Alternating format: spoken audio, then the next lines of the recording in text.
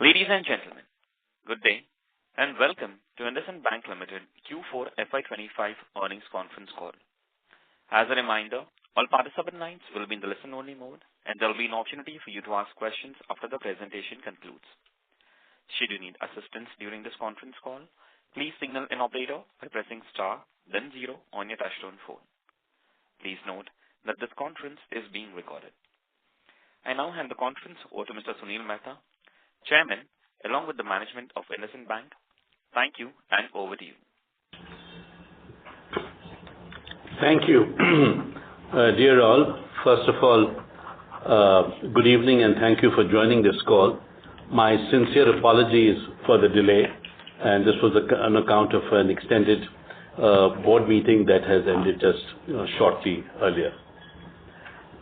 I am Sunil Mehta, Chairman of Indusind Bank. I am joined by Sumitro Sen and Anil Rao from the Committee of Executives and the rest of the senior management team of the bank. It is typically unusual for a part-time non-executive chairman to address the investors and analysts. However, given the recent chain of events, the board and the management felt it's appropriate to use this opportunity for the board chair to also engage directly with you. So thank you for giving me this opportunity. As you know, we have seen multiple material developments since March. At the outset, we acknowledge that these developments are unfortunate for any organization, and it's painful to see these taking place, particularly in your own.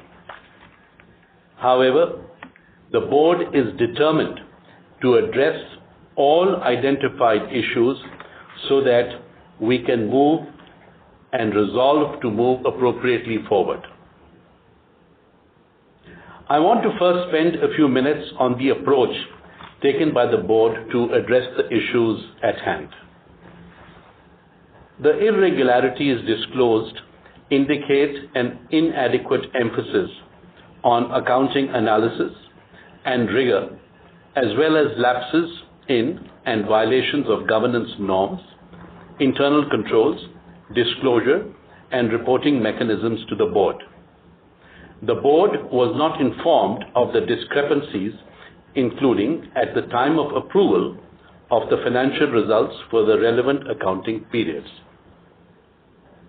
Upon being made aware of the irregularities since March 2025, the board has swiftly taken active steps in understanding and addressing all areas of concern holistically and disclosing progress transparently at all appropriate stages.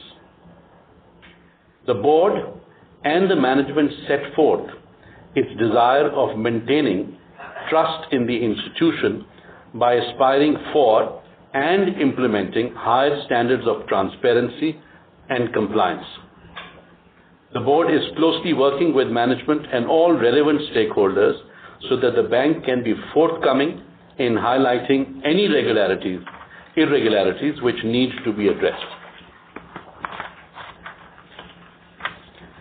The board, along with the management, has spent considerable time and effort in assessing in a timely manner all the irregularities brought to our attention. Wherever required, we sought assistance of reputed external professional firms in addition to detailed internal reviews.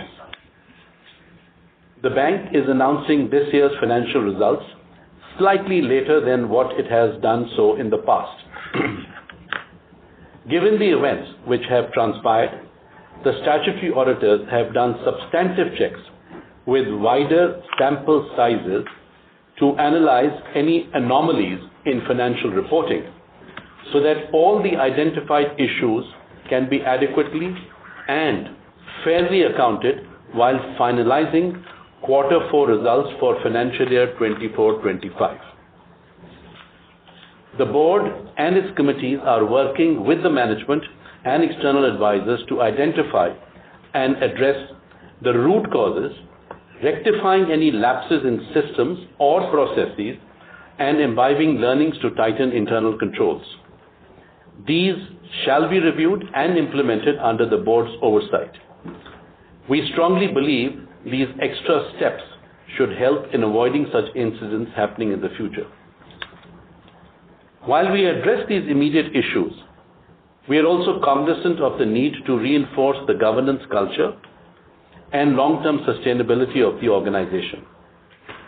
We are institutionalizing ethical best practices, robust systems and processes while rebuilding the talent desirous of delivery on such a framework. The board is also in the process of taking necessary steps to assess roles and responsibilities and fixing staff accountability as per the extant laws and internal code of conduct. We are approaching these aspects with utmost seriousness without fear or favor to anyone involved in precipitation of these issues. The board is also continuously engaged with the regulators. The board would like to express its gratitude to the regulators and particularly the RBI for its support and guidance in helping navigate these challenging times.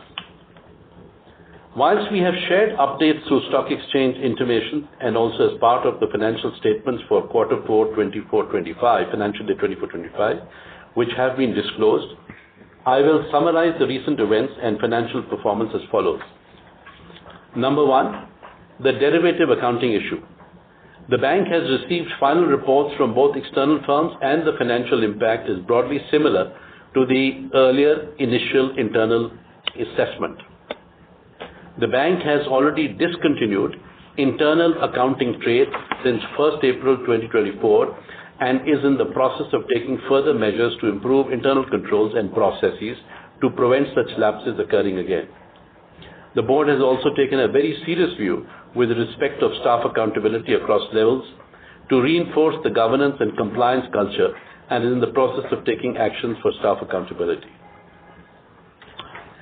Number two, additional rigorous review. In addition, in light of the derivative accounting issue, the board has also worked with the management and the statutory auditors to undertake an enhanced and much more rigorous review as part of finalizing the financials, including thorough reviews by the internal audit department of the bank. As part of this exercise, the bank has identified the following significant matters which have been appropriately accounted for in the financials for Q4 24 financial year 24-25. Number one, microfinance portfolio. The reviews identified that over the first 3 quarters of financial year 24-25, there was incorrect recording interest income and fee income. The review has also identified the misclassification of certain microfinance loans which have resulted in under-provisioning and non-recognition of NPAs aggregating rupees 1,885 crores. The bank has addressed the underlying cause and is in the process of taking actions for staff accountability. Other matters. As part of the review, it was also noted that there were certain unsubstantiated balance in other assets and other liabilities accounts of the bank and that an amount approximately of rupees 760 crore has been incorrectly classified as interest income instead of other income. Based on review of all these matters and reports received by the board suspects the occurrence of fraud against the bank and the involvement therein of certain employees, having a significant role in the accounting and financial reporting of the bank. Accordingly, the bank has directed necessary steps to be taken under applicable law, including reporting to regulatory authorities and investigative agencies, and to also fix accountability of all persons responsible for these lapses. The financial impact absorbed in Q4 financials in FY 24-25. The financial impact of all the above has been fully taken in the audited financial statements of the bank for the financial year 2024-25. The bank's approach towards financials has been to start FY 25-26 on a clean slate without carrying forward any of the past issues. The bank has thoroughly reviewed all the lines of accounting and has taken a conservative view in some of the accounting treatments. This is reflected in a few one-offs versus the business as usual run rate, which we shall delve deeper in subsequent sections. The bank's balance sheet remains healthy after absorbing all these changes, with a capital adequacy ratio of 16.24%. I repeat, capital adequacy ratio of 16.24%, a provision coverage ratio of 70%, and an average liquidity coverage ratio of 118%, with an excess liquidity of rupees 39,600 crores. The liquidity remains comfortable in current quarter as well, with an average LCR of 139% in the first half of this quarter. I would now refer to the leadership transition. Following the findings of external review announced on 27th of April 2025, the bank's CEO and Deputy CEO had resigned from their respective roles thereafter. The RBI has advised the bank to submit proposals for appointment of the new CEO for RBI's approval by 30th June 2025. The board is at an advanced stage in the selection process and is confident that the recommendations will be submitted to the RBI in advance of the timeline prescribed. This will provide strong leadership and management stability at the bank. The board is determined to identify and expeditiously induct strong leadership with right competencies, strong ethics, and the ability to build and scale a robust franchise. In the interim, and as approved by the RBI, the Committee of Executives, which is Anil Rao and Sumitra Sen, is entrusted to oversee the operations of the bank. The Committee of Executives is guided by an oversight committee of the board comprising of the chairpersons of the board, the Risk Management Committee, the Compensation and Nomination Committee, and the Audit Committee of the board. The Board of Directors and the management team is committed to ensure a smooth transition. I would now like to reinforce the ethos of governance while executing the growth strategy from here on. The board is working with the management to bring in a cultural shift towards achieving high standards of ethics and governance. We want to build an environment of open and honest communication with all the stakeholders, prioritizing long-term sustainability over short-term achievements. Compliance with extant regulations in form as well as spirit is non-negotiable. A one bank vision, breaking the silos by laying a strong foundation, would ensure avoiding repetition of such episodes, providing uninterrupted execution on the bank's strategic growth objectives. I will now hand over to Soumitra Sen to take you through the highlights on individual businesses. Soumitra, over to you. Yeah. Thank you, Chairman. Let me start with the vehicle finance, one of the business pillars of the bank. Our vehicle loan book at rupees 95,595 crores grew at 8% YOY and 2% quarter-on-quarter. The disbursements for quarter 4 was 12,273 crores, which was 3% YOY growth. Full year disbursements were at a whopping 47,600 crores. The industry volumes across categories have grown by single digit during the year. We have maintained stable market share across key categories of commercial vehicle, construction equipment, and passenger cars. We also consolidated our position in tractors as we reinforced our processes and credit underwriting.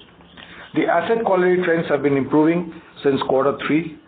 After the first half, which was slightly weak, the sequential improvement in gross slippages continued in quarter 4 as well. It was 0.74 last quarter and it's 0.70 in quarter 4. All the vehicles segments except tractors saw a sequentially stable and improved gross slippages. We are refrained from selling NPAs to ARC during this quarter, and we focused on our own collection drives. This, however, optically increases the GNPA ratios. The restructured book in the vehicle finance continues to show a reduction. We started the year with 547 and now it's 119 at the end of financial year 25. And majority of this reduction has come from upgrades and recoveries. Looking ahead, improving fiscal spends, benign oil prices, falling interest rates, monsoon being absolutely fine, I think we should be supporting the recovery in the industry volumes. Let me now get into Bharat Financial. The outstanding loan book is now 38,169 crores. It's down 2% quarter on quarter, but 15% and YOY. The microfinance business showed signs of stabilization in quarter 4. The disbursements were up 1.4% quarter on quarter. We followed a very cautious approach for disbursements with 94% of disbursements in quarter 4 with the branches with low flows from the current areas and to customers and centers with high vintage with us. We have implemented the MFIN guardrails effective from April 1, 2025. This restricts disbursements to customers with not more than 3 lenders. With large customer base unique to us and our conservative ceiling on clients' overall exposure, the impact of the business has been limited so far. We have disclosed early trends in the delinquency buckets and they have improved in both stock as well as fresh flows of delinquencies. Now let me give you a brief of the Karnataka situation. It's improving and the current book net of the collection efficiency in Karnataka has improved from 96.4% in February 25 to 98.2% in March 25. As a result, the 31 to 90 days past due reduced to 2.3 in March 25, down from 4.1% in December 24. We have also disclosed trend in all standard overdue customers, that's 0 DPD to GNPA, which is heading back to normalcy. The slippages were elevated during the quarter due to the accumulated stress in the earlier quarters and misclassification of certain loan accounts, which was corrected in quarter 4. Now, Bharat Superstore, that's the merchant acquiring business under the BFIL banner. We have now 664,000 merchants under this program. The book is 7,260 crores, growing at 30% year on year. The share of non-MFI book has improved to 19% from 12% year on year. The total liabilities through BFIL now stands at 2,680 crores, up 3% quarter on quarter, and it has 19 million accounts. Overall, the portfolio stress witnessed last year is waning. As we see the portfolio quality improving in most states, we are cautiously focusing on disbursements in select geographies amongst clients with higher vintage. With the implementation of MFIN guidelines, further strengthening of controls, the Karnataka operations steadily getting back to normalcy, our focus is to ensure disbursement quality, dedicated efforts on collection and recovery, and continued diversification of the loan book. Now let me brief you about the corporate bank. During the quarter, we let go some of the corporate loans for balance sheet management and liquidity managements. Consequently, our corporate loan book has come down by 16% quarter on quarter and 6% YOY. This was only a tactical decision, keeping in mind the short-term objectives of the bank. The overall strategy of scaling up granular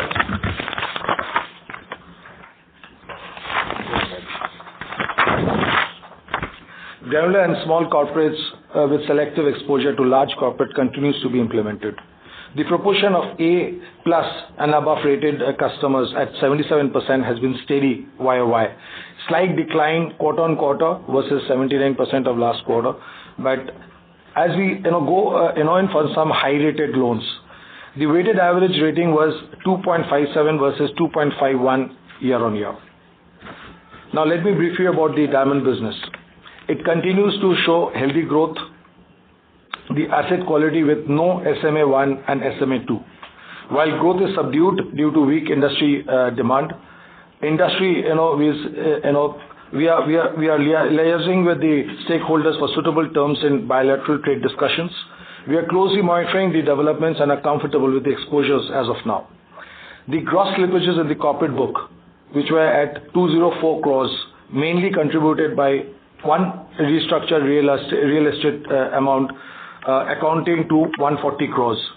The full gross slippages for corporate book improved from 44% to 0.44% to versus 0.54% year on year. The corporate restructured book also has now reduced to 147 crores from the 583 crores at the start of the year.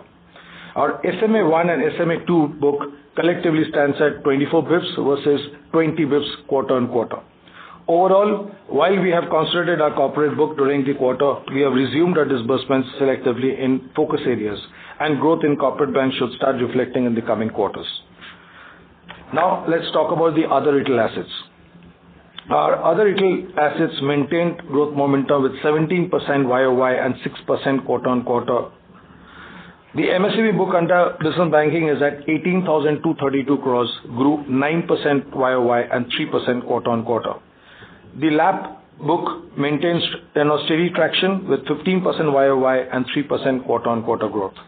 We continue to focus on home loan scale up with outstanding now at 4,491 crores, growing at 151 year on year and 43% quarter on quarter. It's a small book, so look at the percentage growth looks very attractive. The credit card spends at 27,666 crores were broadly steady. Our market share in credit card spends was at 5.31 based on the latest available data. Overall, we should continue to scale our other assets and at the fastest pace with focus on improving diversification of loan book while increasing the retail secured mix with home loans and MSME. Now coming to liabilities. Total deposits was at 4,10,862 crores. It grew 7% YOY while remaining steady at quarter on quarter. Our deposit franchise had shown resilience during the turbulent last couple of months. We are proactively engaged with our customers, rebuilding the trust in the institution. These initiatives helped stabilize our deposit base after a temporary blip post the disclosure on March 10th. The retail deposits as per LCR grew 9% YOY, contributing to 45.1% of overall deposits versus 44.1 year on year. That's a 100 bips increase in 1 year. We have carried healthy liquidity during the quarter with the average LCR at 118% and an average surplus liquidity at 39,600. The period end LCR as of 31st of March 25 was at 136%, along with surplus liquidity of 62,000 crores. The liquidity position continues to be healthy during the current quarter as well, with the average LCR at the first half of the quarter being at 139%. Apart from the short-term disruptions in March, our new initiatives of affluent banking and NRI banking continue to scale up at the healthy and sustained pace. Affluent segment deposits at 58,300 crores grew at 9% YOY. Affluent AUM at 102,000 crores has now crossed 1 lakh crores mark, growing at 24% YOY. Our NRI segment deposits at 58,300 crores grew by 28% YOY. Share of the top 20 depositors is now reduced to 14.8% in March 25 versus 17.4% in YOY. It shows the debulking which we are doing. The share of certificates of deposits at 8.2% of overall deposits and borrowings at 9.7% of total liabilities. Overall, our deposit franchise showed resilience during the turbulent time. Looking ahead, we remain confident on resuming our journey towards building granular retail deposit franchise while keeping our cost of deposits in check. The developments around easing liquidity also goes well for our deposit franchise. Now coming to the digital traction. The the direct digital business continue to scale with efficiency, and overall 75,000 new to bank customers get acquired digitally every month. Our flagship mobile banking app, Indi, continue to scale with positive impact on customers adopting the upgraded app. Indi for Business, our digital app for MSME, now has 50,000 registered customers and a monthly transacting base of 75%. That's around 37,500 customers.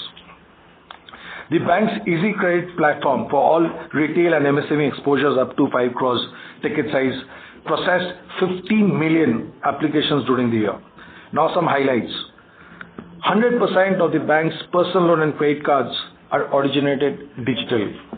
The platform is compliant with digital lending guidelines, offers digital KYC and fraud checks, real-time decisioning powered by machine learning algos, and digitized disbursements via e-sign, e-stamp, and e-mandate.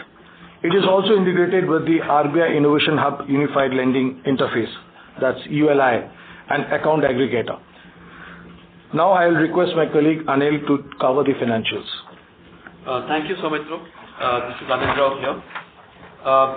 What I'm trying to do is basically consolidate and provide the key points with respect to the financial performance. As mentioned earlier, we reviewed all our accounts rigorously and have taken a conservative view wherever there were debatable items. We have also provided for all the issues brought to the attention of the board. We are thus starting the new financial year with a clean slate and robust net worth. Some of these changes which have a one-time impact, while a few change baseline financials as well. Key financial adjustments are as mentioned below. Number one, we have reversed other income by rupees 1960 crores on account of derivative related discrepancies disclosed on March 10th, 2025. Number two, we have reversed revenue of rupees 423 crores net of interim provisions and accrued interest towards the accounting error identified by the internal audit team during the review of our microfinance business. Number three, the bank has also set off unsubstantiated increase in other assets and other liabilities amounting to rupees 595 crores. Please note, this has no impact on the profit and loss of the bank. This has no impact on the profit and loss of the bank. Number four, we recognize materially high slippages in microfinance business of rupees 3,509 crores. This resulted in interest income reversal of rupees 178 crores. Number five, we have reviewed groupings and classification of the P&L items resulting into rupees 760 crores regrouped from interest income to other income and rupees 158 crores from provisions and contingencies to the other operating expenses. This has no impact on the profit and loss of the bank. I repeat, this has no impact on the profit and loss of the bank. Adjusted for non-recurring one-offs, the net interest margin for Q4 would have been around 3.47% and a pre-provision operating profit of rupees 3,062 crores. If we did not have these one-offs, we would have been at a net interest margin of 3.47% and pre-provision operating profit of rupees 3,062 crores. The adjusted financials were subdued versus business as usual run rate, largely impacted by adverse loan mix and conservative liquidity priorities towards the end of the quarter.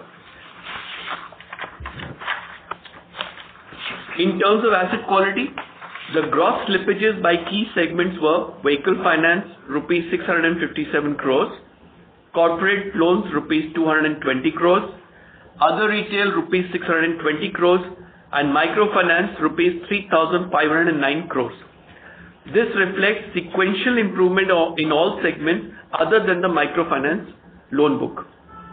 We have also seen improvement in net security receipts at 27 basis points, restructured book at 12 basis points, and stable SMA 1 and 2 at 24 basis points. Overall, to conclude, whilst we have reported a loss for the quarter due to the extraordinary events mentioned earlier, we have closed full financial year 25 with profit after tax of rupees 2575 crores. I'll repeat, we have for the full financial year with profit after tax of rupees 2575 crores. Our capital adequacy ratios remain healthy after factoring all the hits on account of these one-off measures, with CET1 at 15.10% and overall CRAR at 16.24%. Our CET1 is at 15.10% and overall CRAR at 16.24%. Now I hand over the same to the chairman for closing remarks. Thank you. Thank you, Anil. Overall, I think after all the business update and the financial update, if I may summarize, we acknowledge as a bank that the lapses which have happened are not expected from a bank like ours. The board and management is committed to take all necessary steps to restore the trust and confidence in this institution. The board and management has done a deep dive on the issues brought to its attention and has taken actions with a view of pursuing higher standards of governance, transparency, and accountability. This governance culture will be continued to be reinforced as we progress further. The financials now reflect all the items brought to the attention of the board. We are starting financial year 25-26 on a clean and strong footing. The balance sheet continues to be robust with healthy capital adequacy, provision coverage, and liquidity levels. The core franchise remains strong, and we are focused on growth opportunities backed by capital strength and conservative liquidity. The bank will scale secured retail and MSME assets, be selective in corporate space, ramp up in retail liabilities, and follow a one-bank approach. The bank will continue to pivot our rural distribution towards Bharat banking, albeit being cautious on microfinance as per the current industry conditions. The bank continues to invest in our new businesses such as home loans, affluent banking, and particularly the digital 2.0, merchant acquiring, micro markets driven distribution, etc. As mentioned earlier, the search process for the new CEO is at an advanced stage. The incoming CEO will have an advantage to start with a fresh slate. The CEO should have capabilities to scale this differentiated organization, have a strong ethical foundation with proven track record of execution and leveraging evolving technology and customer preferences. There is immense potential for this franchise to deliver sustainable and profitable growth for years ahead. I would like to end my comments by profusely thanking the support and confidence extended by all stakeholders during this difficult period, which include but not limited to our customers, investors, employees, regulators, media, and all other institutions which I may not have named. The bank will stand by the trust extended by all stakeholders in its action and words. Thank you so much for your patience. I will now open up for question and answers. Thank you very much. We will now begin with the question and answer session. Anyone who wishes to ask a question may press star and one on their touchtone telephone. If you wish to remove yourself from the question queue, you may press star and two. Participants are requested to use handsets while asking a question. Ladies and gentlemen, we will wait for a moment while the question queue assembles. Participants, you may press star and one to ask the question.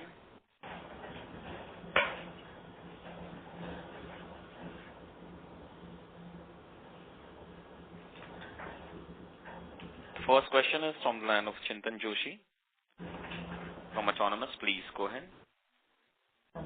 Hi, thank you for taking my question. Can I start with just understanding the adjusted numbers? You highlighted that your NIM is 347, which kind of gives us a 4,700 crore NII.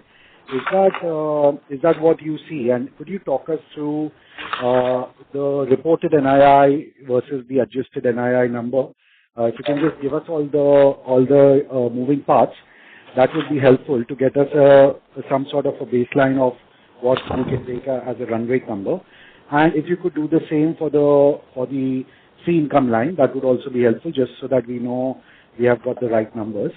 And then the second question is more around closure. So if I think about the matters that we've seen, what are you doing about taking up legal actions against the various issues that have come up in terms of clawbacks, in terms of other legal proceedings, and also if on that same topic of closure, when do you think you can draw a line, and when can you get the confidence that there are no new frauds to be discovered, or is the review still ongoing and we would need to wait for the new CEO to come in and give a thumbs up before we can be sure about that?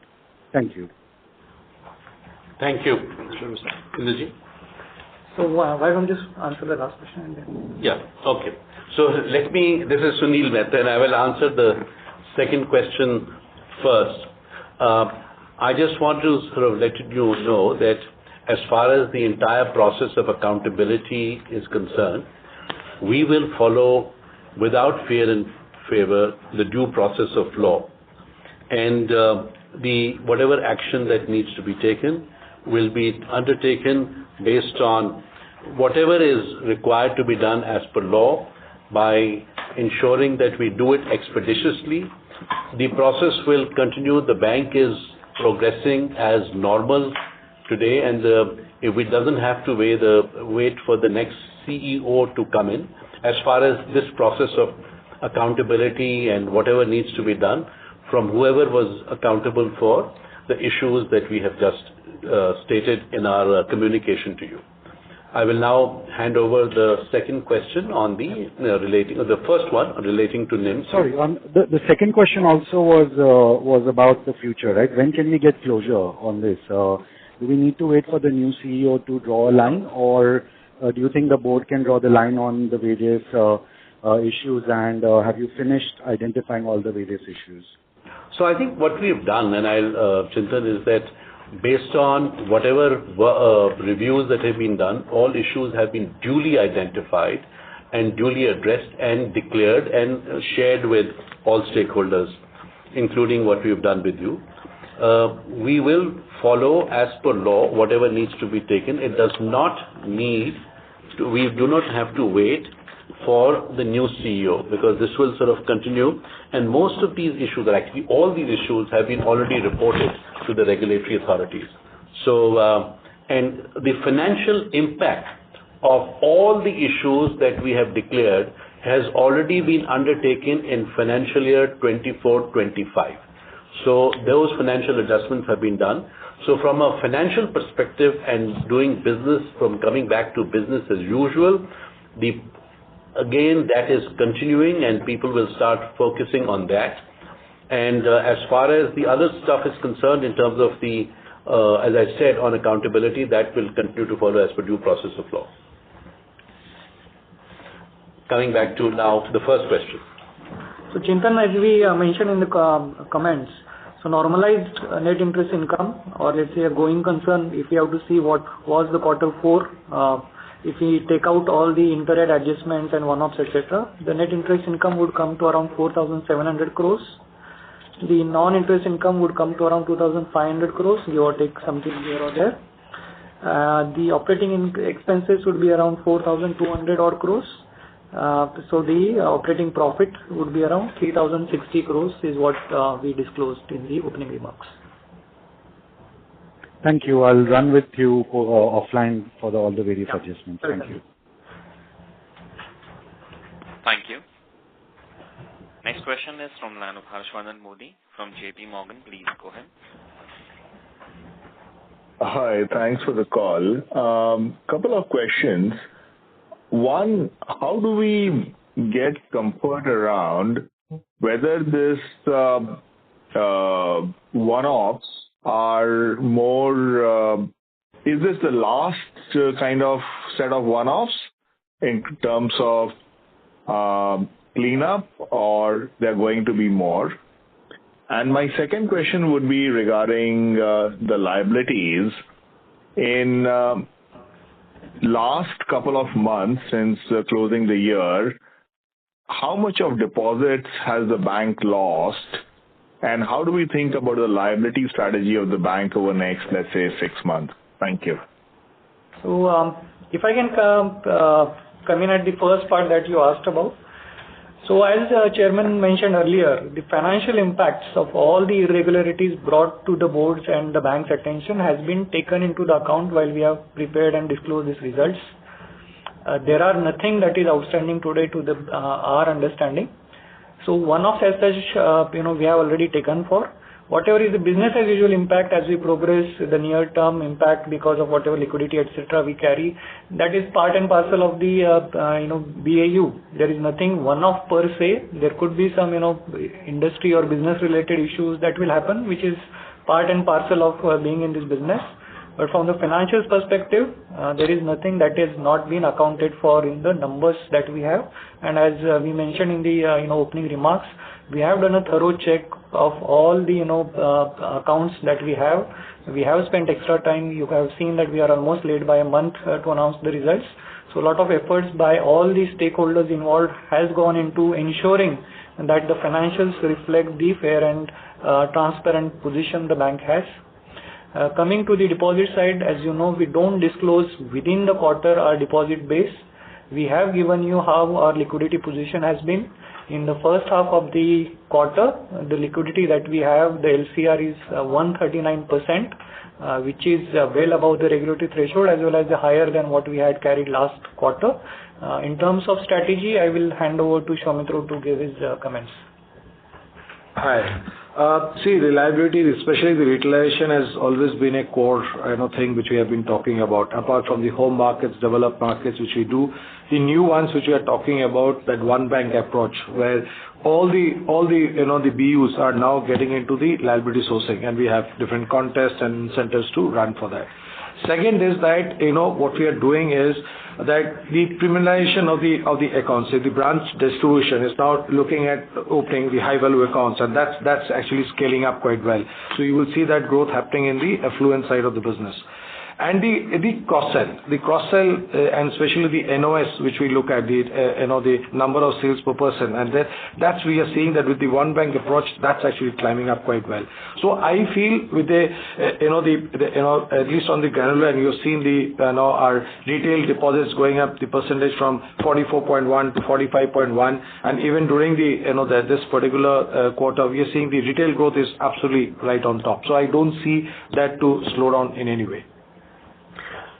So just before you hand off to your next question, let me just also reinforce the point that was made by Indrajit earlier about the whatever we have done to bring things to closure. So, there has been, after these issues were raised or identified, the bank has done an extensive review by both external and internal agencies for identification of all issues or any other issues that could be sort of identified. As you can imagine, the statutory auditors have also done a very extensive stress test, and obviously that they have fully put in their financial and their report whatever has been identified. And of course the financial impact, as already mentioned. The important aspect that I have to share with you is that during this process, wherever we recognize or figured or identified control weaknesses or any risk areas, those are absolutely being addressed.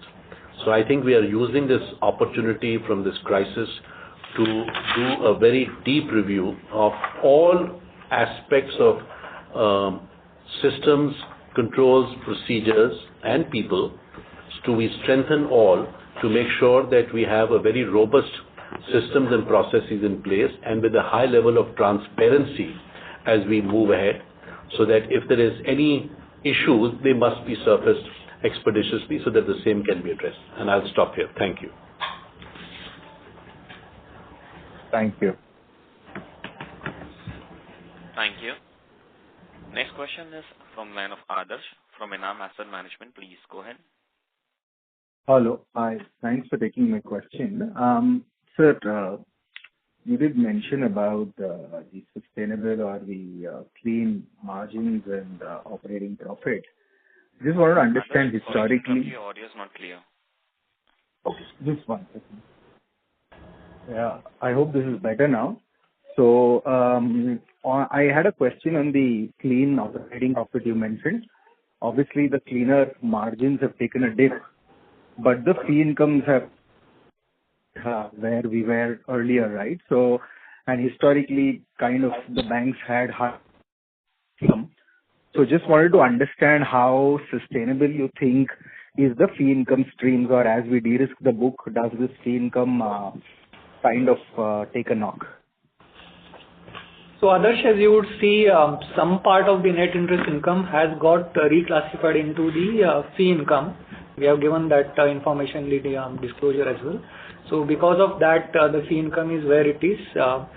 Going forward, as you know, the strategy which Chairman Soumitra, etc. covered, it's part and parcel of our business. Some of the areas that we are into are higher fee generating businesses. So it's a mix of what kind of loan mix that we aspire for, what kind of the segments that we are in. I'm sure the board and the management as well as the incoming CEO will have a say into how we want to progress. I think it will be a little bit premature to comment on what should be our fee income or the fee to asset ratio, etc. going forward.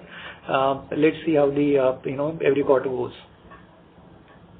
Okay, and the second question is, sir, how should one look like, since you've taken a full stock of the MFI NPAs, you've kind of provided a lot as well. Does this mean now that when you say we start on a clean state, our credit costs go back to what the normalized bank's credit costs were, or it's kind of still uncertain? We've taken a large part of it, but we are not sure of how credit costs would behave incrementally. So overall, Adarsh, you would have seen even in this quarter, X of microfinance, our slippages, credit costs, etc. in other segment has been better or stable. So X of microfinance, we have not seen any issues as such, and those businesses continue to be in the steady state. The microfinance side, we have taken additional slippage this quarter. We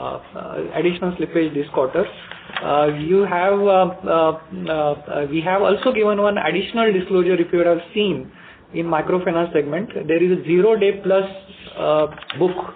We have given a trend, and that you would see that the 0-day plus book is almost coming back to normalcy where it was in the last year's March. So that gives us confidence that the incipient unrecognized stress is coming back to normalcy. But having said that, as you know, the situation in some of the states is still evolving. There are a few elections in the next 12 months. So we don't think the next year in microfinance will be back to normalcy. I think there should be a step down, obviously given the number that we have reported. But in which case, there will be step down from the current quarter slippages, but it will still be elevated versus the business as usual. And then maybe in the second half of the year, you will see the things progressing back to normalcy. That's our base case today. But let's see how the MFIN guardrails, the industry elections, some of the monsoon-related implications happen.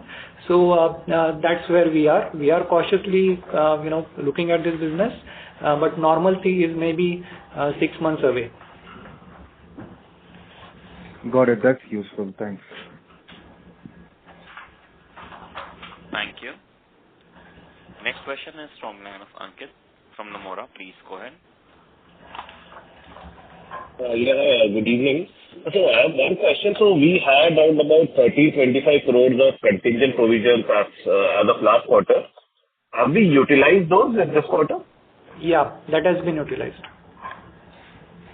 Okay, that's it from my side. Yeah. Thank you. Thank you. Next question is from the line of Piran Engineer from CLSA. Please go ahead. Yeah. So the 3,100 crore slippages, just wanted to understand, did that slip in the quarter or had it slipped earlier, but you've recorded it now because of some, recording lapse earlier or internal control lapse? So we have given notes to account where we have given this background. There is around 1,800 crores of loans which were incorrectly classified into certain other categories, and that resulted into them being recognized in more than 90 days. Those classifications have been rectified in this quarter. There was a review going on which we also disclosed. So the 1,800 crore is where the correct classification of the underlying customer base has resulted into them, and that correct classification, as you would know, happens from the initial day, and those original DPDs, etc., properly accounted for. Just that the classification back to 90 days resulted into additional slippage of 1,800 crore. The balance is business as usual slippage. It is also higher, we understand, and that's what we have been discussing throughout the year. The slippages accumulated or the overdue book accumulated over the 9 months has turned into NPA in this quarter. So that's those two segments, sub-segments are driving the microfinance slippage. Got it. Okay, this is clear, Indrajit. And just secondly, what is the strategy now in this business? Like, given what all has happened, one is the environment and second is internal controls, accounting, etc. Is it fair to say that we continue to degrow this book? So, as Chairman Sir had mentioned earlier, that we will be cautious on microfinance segment. The approach of disbursements in the customers with long vintage, with better past payment record, those approaches will continue.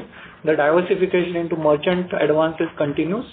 However, if you are expecting me to push pedal or change, change the disbursement approach towards, reducing than what it is supposed to be, I don't think so. Business as usual disbursements will continue, but we will not be overly either cautious or aggressive in this segment. Whatever is flowing through our credit filters, we will be willing to take it. But we are waiting and watching on how the underlying industry is evolving. As you know, the MPN guardrails, the monsoon, as I don't want to repeat it again, we are watching all those events. And once, in which case, the leadership is established, then the board and the management will take a relook at the bank strategy, which segments we want to push, which we want to, stay a little bit cautious. You would have noticed our capital adequacy is still above 15%, so there is growth capital available to the bank. The management, the board will decide at appropriate time what should be our medium-term, long-term loan mix that we should aspire for. Understood. Okay, this is clear. Thank you and wish you all the very best. Thank you. Thank you. Next question is from the line of Shubhradeep Mitra from Nippon India. Please go ahead. Yeah, hi sir. Sir, I have two questions. The first one is that what led to the reduction of the corporate book from 1,70,000 to 1,40,000 during the quarter? And my second question is, if I look at your net interest income, even if I adjust for the one-offs, it comes to around 4,700 crore for the quarter, against a normal run rate of approximately 5,300 crore. So what explains that difference? So the business as usual is also impacted because of the normal interest reversals have happened because of the slippages during the quarter. So that has an impact. There is additional impact because of the events in March. We had to carry excess liquidity. That liquidity comes at a cost because you are deploying it in a lower yielding asset. Thirdly, the loan mix has become loan mix because of the MFI being written off. The yield on the book have been depressed. So there are other business as usual impacts on the net interest income, which are relevant to the events that happened in the quarter, which we cannot say those are one-offs or whatever. We have just given you one-offs which were where we need to act upon because of maybe some inaccuracies or prior period items, etc. Those have been accounted for. The 4,700 which we say as business as usual, That will change depending on how the current quarter is going, how the next quarter is. So that number, is the baseline which from where we are starting. But I appreciate your point that itself is lower because of some of the business, the impacts which happened during the last quarter on our business. Just to add on the corporate book, it was just a tactical move to build liquidity. So the focus is on CCBG and it will keep on climbing up. There's no go slow on that. Sure, sir. Thank you. Thank you.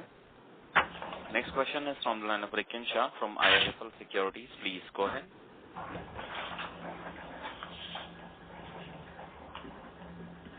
Rikin, may I request you to unmute your line and proceed with your question, please? Audible now? Yes. A few questions, please. So the first one was in the notes to account number 15, there have been some reclassifications in different P&L line items. Does that impact the P&L or it's just mere reclassification and there is no P&L impact of that? That's number one. The second question is if you could just quantify the total amount of fraud which has impacted P&L in the quarter, because some of them have been adjusted against each other, the rest are just reclassifications. That's the second one. The third question is why there was comment that the corporate loans were strategically just run off to build up the liquidity, but was there any interest income reversal even in the corporate loans? Because the corporate loan yield has also dipped from 8.8 to 8.07% in the quarter. So those are my main questions. I have a few data keeping questions which I'll take probably offline. Yeah, so some of those one-offs in terms of interest reversals, etc., have been allocated to the underlying businesses. Because we can't, just leave it hanging. So wherever there have been impacts, so segment-wise yield, I don't think you will have a comparable to last quarter. So I think this quarter, I'm afraid you can't compare yields in the underlying segment because all these one-offs have been reallocated back to the underlying segment. So you would have seen yield in both consumer and corporate is lower this quarter, significantly lower this quarter versus the previous quarter. That's one. Secondly, Indrajit, the reclassification to corporate would have happened only if there was irregularity in some recognition on interest income there, right? Or it's just some ad hoc reclassification done towards corporate? So there's no reclassification in the corporate book. So it was mainly in the fee and income for the retail portfolio. Yeah. Corporate was intact as it is. The reduction is mainly on account of repo rate, which has impacted the margin and the liquidity that we have maintained. Yeah, I hope we are clear, Rikin. Yeah, fair enough. And on the other two questions, the notes to account 15, is that just mere reclassification or there is a P&L impact of the four items which are mentioned in notes? No, the first part of the notes to account has P&L impact. These have been accounted in the current quarter's numbers. And those are the respective lines. We have mentioned it very clearly. The second part is where we have also mentioned these are just reclassification. Those two line items of 761 crores and 158 crores, they don't have a P&L impact. And we have given you, like earlier mentioned, the steady state business as usual numbers, which takes into account all these changes that have happened during the quarter. Right. So just fair to say that around 4,900 crore of frauds had a P&L impact in the quarter. I'm just summing up all the numbers which are there. But does that broadly tell you 4,900 crore P&L impact? I wouldn't be able to say or comment on. We have made a filing whether it's fraud, etc. It's still not yet conclusive. We don't want to get into that. Let's wait and watch. The process is still ongoing. But you can compare the BAU versus the reported. That's the difference between the underlying versus the reported number. Got it. And just one last question, Indrajit. Did I understand clearly that the fee income of around 2,100 crore in the quarter was also because of certain reclassification from interest income to fee income? So the steady state fee income could be lower than what we saw in this quarter. We have what I referred to earlier was around 2,500 crores of normalized fee income in this quarter. If we keep aside the derivative related adjustment that we have done, that number is stable versus the quarter 3 because some of the interest income has got reclassified into the fee income. This 2500 is the BAU. Now it can go up, down, wherever, depending on how the underlying businesses go. That we will have to see every quarter. Got it. Thank you so much, Indrajit. Yeah, fair enough. And I'll connect subsequently on some data keeping questions. Thanks. Next question is from line of MB Mahesh from Kotak Securities. Please go ahead. Sorry, my question again also is the same as the previous one. This 761 crores of interest income which got reclassified, is it possible for you to give us a bit more clarity as to what has caused this? So it's mainly because of certain items pertaining to some product which were wrongly classified under interest income. Ideally, it should have been from the beginning. Every issue should have been part of it. Apart from reviewing the GL, we have also reviewed the grouping and classification. Based on that, we have corrected it now. There is no P&L impact.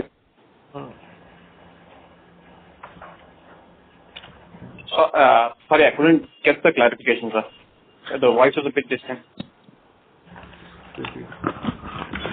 So there were certain items which were from the beginning part of fee income but wrongly classified under interest income. We have just reviewed the overall grouping and classification also, and based on that we have regrouped in the correct heading.